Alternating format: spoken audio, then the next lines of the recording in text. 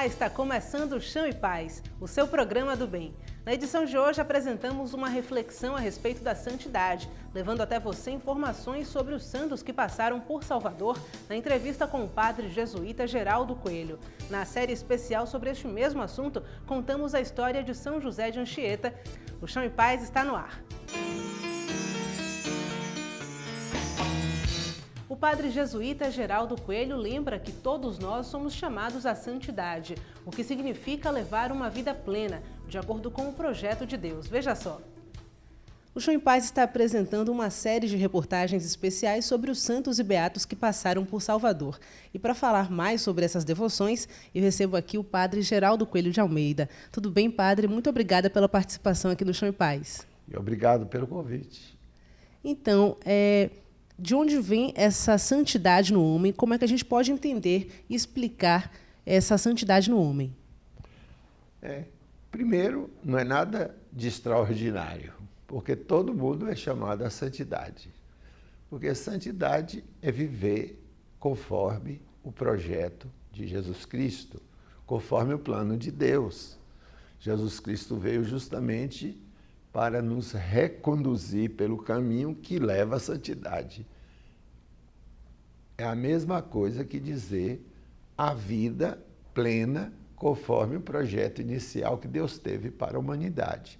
Deus não nos criou para nos soltar por aí ao Deus dará. Cada um vai para o canto e acaba como acabou. Não, nós fomos criados e convidados para uma vida plena que se realiza nele. O homem se desencaminhou, a humanidade. Jesus Cristo veio para assumir nossa humanidade, viveu como nós, do jeito que nós vivemos, assumindo tudo, menos no pecado, para nos reconduzir na direção de Deus. Então, todo homem, pelo batismo, de uma maneira explícita, é convidado a viver essa vida de Deus. Tudo bem, esse é o primeiro ponto. Mas, como para nós, o exemplo é muito mais importante do que a palavra, do que a pregação, a igreja, desde os primórdios, foi destacando algumas pessoas que, pelo seu empenho, pela sua vida, pela sua dedicação, em cumprir, em viver, melhor dizendo, o projeto de Deus, serviria para ajudar os outros a caminharem. Por exemplo, toda vez que eu faço essa pergunta, em qualquer ambiente da cidade do Salvador, eu ouço sempre a mesma resposta. Seja no ambiente mais trabalhado, que as pessoas já têm uma vivência religiosa mais prolongada, ou então lá na periferia, numa capelinha, assim, eu sempre pergunto, qual é para vocês a pessoa aqui nessa cidade que com a sua vida, com o seu modo de ser, constitui para todos nós um exemplo? E todo mundo, Irmã Dulce, sempre assim. Então, Irmã Dulce não era pela palavra, aliás, ela tinha uma vozinha tão fraca. Eu morei na Cidade Baixa há muito tempo, lá dos Alagados, tive muitas oportunidades de conversar com ela. Então, pela voz, pelo discurso, inclusive pela presença física, Irmã Dulce não deveria causar um impacto. E causa, por que causa? Pela sua dedicação, pela sua coerência, pelo seu grande amor que tinha para com os pobres, assim, ela fazia de tudo, coisas quase que impossíveis, né? Na terceira reportagem da série sobre os santos que passaram pela Bahia, trazemos a história de São José de Anchieta. Confira.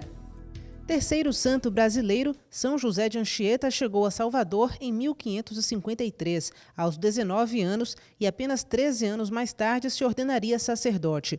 Dono de criatividade e inteligência singulares, teve papel marcante na evangelização das populações indígenas que aqui moravam. E não apenas lhes ensinava o latim, mas usava a língua deles para estabelecer essa comunicação. Durante o período em que esteve na capital baiana, passou por diversas comunidades. Por exemplo, a Igreja de Escada.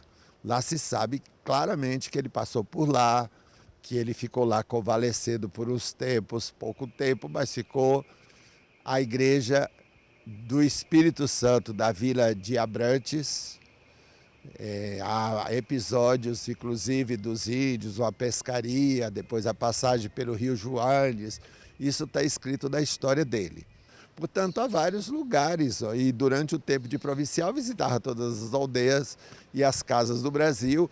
Ainda é possível encontrar referências ao santo em alguns desses locais. Consta que ele fez isso pelo menos 10 vezes, 10 visitas em cada casa. Portanto, as daqui da periferia de Salvador, as mais próximas, ele visitou várias vezes. Essas que eu citei são algumas. No bairro de São Cristóvão, um grupo de moradores participa de uma comunidade dedicada a São José de Anchieta, desde 1989. Nós começamos com a primeira missa aqui na comunidade, que foi na pracinha lá em cima. Fizemos uma cabana muito bonita, por sinal, Foi uma missa muito bonita, foi no dia 13 de dezembro de 89.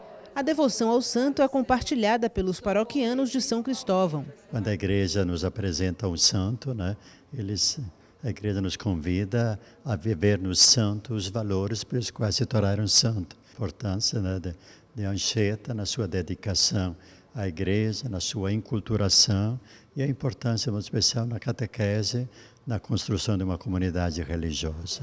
Durante o dia a dia, a comunidade se reúne para fazer orações, seja diante da imagem de São José de Anchieta, seja nos bancos da capela que leva o nome dele. Ali, as fiéis costumam rezar o terço e cantar as músicas que as colocam em sintonia com o santo. Anchieta, santo da nossa raça, santifica essas praças desse imenso Brasil. Anchieta, qual cruzeiro celeste, ilumina essa pátria que nasceu sobre a cruz. Pensando na canonização, né, do São José de Anchieta, que demorou muito tempo, como foi que a comunidade recebeu esse momento? Foi com muita festa, né? Muita alegria, porque as pessoas ansiavam muito por esse momento, né? Inclusive nós não sabíamos exatamente o dia que seria e todo o tempo procurando saber quando que seria para a gente poder programar uma festa. Entre tantas preces, pelo menos uma é de agradecimento. Esta senhora atribui à intercessão de São José de Anchieta uma graça que trouxe saúde para a família. Minha neta mais velha, pequena, ela tinha um cansaço horrível, né? Internava 2, 3 vezes no mês, não tinha remédio que passasse. E aí eu comecei a participar da comunidade, pedi a Anchieta a graça de pedir a Jesus que minha neta ficasse curada, né? E ela ficou realmente curada. Beatificado em 1980 pelo Papa João Paulo II, São José de Anchieta foi canonizado este ano pelo Papa Francisco. O processo foi longo, mas tem uma explicação. Anchieta, ele como atuou em várias partes do Brasil, o processo teve que ser feito em vários lugares. Isso demorava, naqueles tempos não havia transporte, era só por mar, de barco. Depois o processo ia para Roma, voltava para corrigir. Só no século XIX que as coisas pouco a pouco foram sendo retomadas. Então essa é uma explicação. Ele só foi declarado venerável em 1736, ó. Quanto tempo depois? Mais de 100 anos depois da morte. Anchieta, qual cruzeiro celeste, ilumina essa pátria que nasceu sobre a cruz.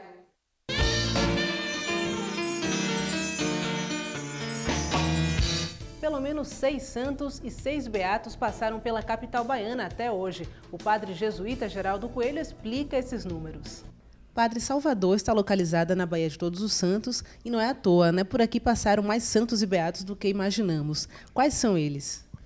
Pois é, eu fiz uma pesquisa e descobri vários. Pelo menos descobri 6 que já são santos e 6 que são ainda beatos. Recentemente, Anchieta foi canonizado, é um deles. Então, além de José de Anchieta, passou por aqui um missionário que morreu na Índia, João de Brito, 2. Depois, um jesuíta que fez noviciado, fez filosofia aqui, teologia, foi para Olinda, depois entrou no clero secular, André de Soveral, e morreu mártir com os mártires do Rio Grande do Norte, em Cunhaú, em 1645. Já são quanto? 3. Outros 2 estudantes jesuítas passaram por aqui na direção do Paraguai, ficaram um tempo aqui, enquanto o navio se arrumava, etc. E era costume das naus pararem aqui para pegar água boa, para trocar as velas, etc.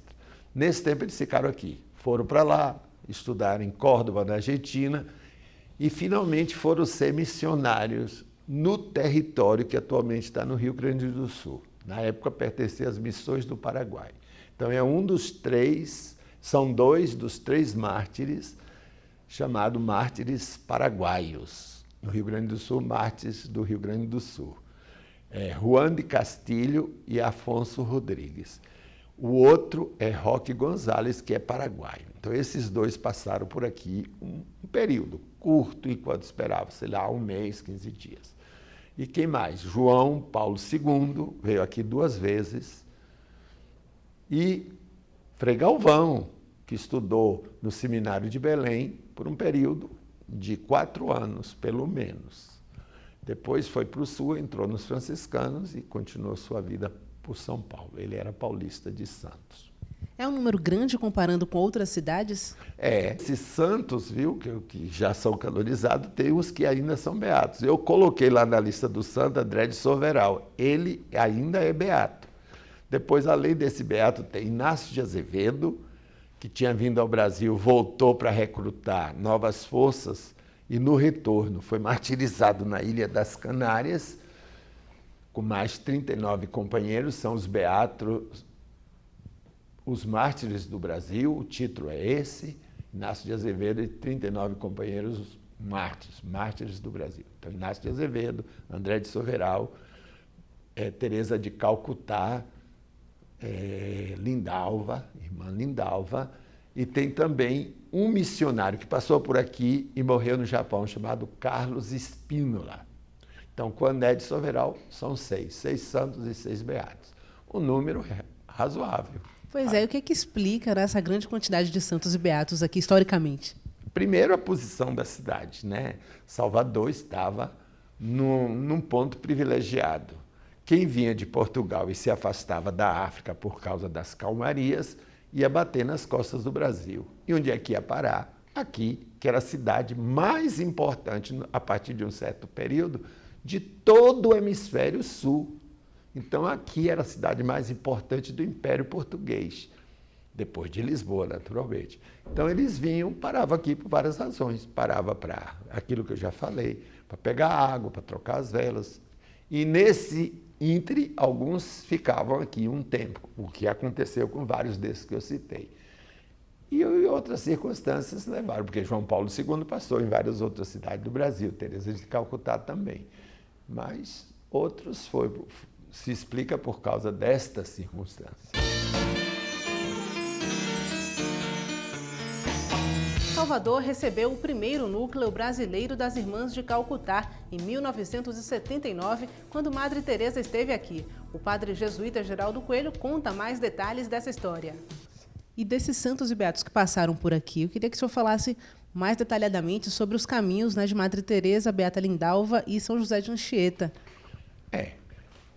De Teresa de Calcutá, o que eu sei, porque estou indiretamente ligado, eu trabalhava nos Alagados, o padre Gardenal, que era um grande pregador de retiro, pregou para toda a congregação da Madre Teresa, foi um dos articuladores para que Dom Avelar finalmente conseguisse que a Madre Teresa trouxesse para cá as Irmãs de Calcutá, que aqui foi o primeiro núcleo no Brasil, creio que em 1979, parece que foi. E elas foram parar lá no Centro Social Uruguai, que era um centro do qual eu era responsável. Então ficaram ocupando lá um andar por um bom período até construir uma casa que fica lá perto da Igreja dos Alagados. Então, o Papa já vimos que passou por aqui, a irmã Lindalva morava aqui. O que eu sei dela é que ela heroicamente resistiu a uma investida de um habitante lá do abrigo Dom Pedro II, que tinha um desejo pouco cristão com relação a ela, e numa sexta-feira da Paixão investiu diante da negativa contra ela e deu muitas facadas. Eu tive a sorte de falar com o médico que atendeu o pedido dele. Ele chamou esse médico e disse para chamar a polícia. E o médico me fez uma descrição lá. A única coisa que eu sei é isso, porque depois eu viajei, fiquei fora daqui da Bahia durante muito tempo, até quando houve a beatificação dela, eu nem estava aqui. Agora, de José de Anchieta, sim, porque desse eu já li uma quantidade de coisas, já fui chamado para dar entrevistas, já escrevi, de tal maneira que a presença dele aqui é marcada em várias ocasiões. Ele chegou, quando veio de Portugal, novinho, com 19 anos, nem tinha 20 ainda, aqui. Depois de alguns meses partiu para o sul, foi para São Vicente. Depois da fundação do colégio lá no Planalto de Piratininga, ele ficou lá 12 anos. Depois subiu para estudar teologia aqui de maneira intensiva. Passou aqui 1 ano e meio, se ordenou, foi para o sul, ficou lá mais 10 anos, mais ou menos. Aí foi chamado para receber uma missão. Primeiro era ser reitor do colégio, mas finalmente não foi reitor do colégio, veio a patente de Roma para ele ser o provincial, o responsável pelos jesuítas que já estavam espalhados aqui de Pernambuco a São Vicente. Então aí ele passou quase 10 anos nessa função. Depois foi para o sul de novo e se fixou no Espírito Santo. Enquanto estava lá, foi escolhido para participar de uma congregação aqui. A congregação é uma espécie de capítulo, nós não chamamos capítulo, chamamos congregação. Então ele foi o representante e aqui depois foi o responsável para traduzir os documentos em latim, porque ele sabia bem o latim. Portanto, veio aqui à Bahia em 4 períodos, de 10 a 11 anos ele passou aqui, então marcou essa cidade com sua presença, a importância grande. Os ossos dele foram trazidos do Espírito Santo para cá, ficaram aqui muito tempo, daqui foram esparramados, e agora parece que a relíquia, uma delas, um desses ossos, vem definitivamente ficar aqui na Bahia. Pois é, Padre Geraldo, muito obrigada pela participação aqui no programa Chão em Paz. Foi um prazer conversar com o senhor sobre esse assunto. Eu agradeço a você ter me dado essa oportunidade de falar sobre pessoas tão importantes, embora vivessem em épocas tão distantes de nós, alguns deles pelo menos. Então, muito obrigado. Espero que o povo se anime, olhe para esses exemplos e siga os caminhos deles. A distância de Salvador até Belém de Cachoeira é de aproximadamente 120 quilômetros. A cidade carrega o nome do distrito em que está localizada, no Recôncavo Baiano. Foi ali que o primeiro santo brasileiro, Frei Galvão, fez os estudos no extinto seminário há mais de 300 anos. Nessa época, em torno da igreja de Nossa Senhora de Belém, havia dormitório dos estudantes, sala de aula, cozinha e despensa, até a altura do local onde está o pé de caju. Foi lá que o padre Bartolomeu de Gusmão criou uma bomba hidráulica de elevação de água. Então ele fez uma engenhoca que fazia subir água aqui para o seminário, e é onde teve o primeiro seminário com água encanada no Brasil. A construção do seminário foi uma iniciativa do irmão de Bartolomeu, o também padre Alexandre de Gusmão. Foi esse ambiente iluminado, intelectual e espiritualmente, que acolheu Frei Galvão, que queria se tornar um padre jesuíta, mas por causa da perseguição liderada pelo Marquês de Pombal, acabou se mudando para um convento franciscano de Macaú, no Rio de Janeiro. Era uma educação da época, uma educação rígida para formar meninos de qualidade, meninos que pudessem ser algo assim, importante no futuro. De onde foi para São Paulo no ano em que foi ordenado sacerdote, em 1762. O primeiro santo brasileiro passou por aqui, por este seminário, e ficou durante 4 anos. Você acredita que esta formação que ele recebeu aqui contribuiu para essa caminhada rumo à santidade? Com certeza, porque aqui ele ficou em convívio com o padre Alexandre de Gusmão, e era um lugar recluso, então fazia muitas orações. Então daqui ele começou a sua caminhada para que hoje ele se tornasse santo. Frei Galvão foi canonizado pelo Papa Bento XVI em maio de 2007, durante a visita do Pontífice ao Brasil. O milagre que o tornou santo foi operado em uma família paulistana, em 1999, quando uma mulher, após sofrer 3 abortos espontâneos, teve uma gravidez de risco e o filho recém-nascido rapidamente recuperado depois de ficar internado por graves problemas respiratórios. Além de rezar as novenas, a mulher tomou as pílulas de Frei Galvão, papéis com versículos do ofício da Santíssima Virgem, escritos pelo santo. Bem, aqui a gente recebe muitos romeiros, principalmente na missa de final de mês, que começa às 15 horas. Então, aqui a gente tem a distribuição das pílulas, um momento de oração, de exaltação eucarística. Depois nós temos os momentos em que as pessoas vêm, contam suas graças alcançadas. Então, assim, é intenso porque a gente recebe muita gente. E, graças a Deus, as pessoas têm alcançado muitas suas graças dentro daquilo que Jesus Cristo acha necessário as pessoas receberem. A igreja passa por reforma, mas a devoção a São Frei Galvão é visível, seja pelas imagens do santo, seja pelos objetos que fazem referência a ele. Outro detalhe que chama a atenção dos romeiros é a ornamentação do forro da sacristia, revestido com pintura oriental, construída pelo jesuíta e artista francês Charles Belleville, que passou pela Bahia quando veio do Oriente. Frei Galvão, mensageiro da luz, um cristão, que o exemplo traduz. Frei Galvão, beato da fé e bondade. O Chão em Paz fica por aqui, mas você pode entrar em contato com a nossa equipe através do e-mail chãoepaz@arquidiocesesalvador.org.br e no portal www.arquidiocesesalvador.org.br você pode rever esta e outras edições do programa, além de ficar por dentro do que acontece na nossa igreja. Para você, uma ótima semana. Fique com Deus e até o próximo Chão em Paz.